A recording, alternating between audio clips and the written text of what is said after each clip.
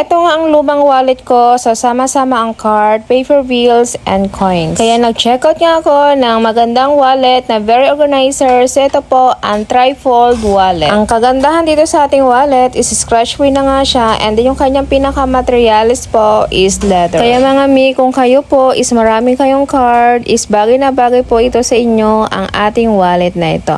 So meron din po itong pinaka-secret pocket po. Meron din siyang lagyan ng paper bills and then coins. Ganito nga karami ang aking card. Sa bali po ito is 20 pieces. So nailagay ko po lahat ang 20 pieces ng card sa aking bagong wallet. Sobrang satisfied nga ako sa wallet na ito dahil very organizer po siya. Ang kagandahan nga dito sa ating wallet, ang ganda pa ng quality at napakamura lamang po. So ito po ay umaabot lamang po ng 100 plus lamang. Kung nagustuhan nyo mga mi ang ating wallet, so ang link po is nasa comment or nasa description or nasa ating basket.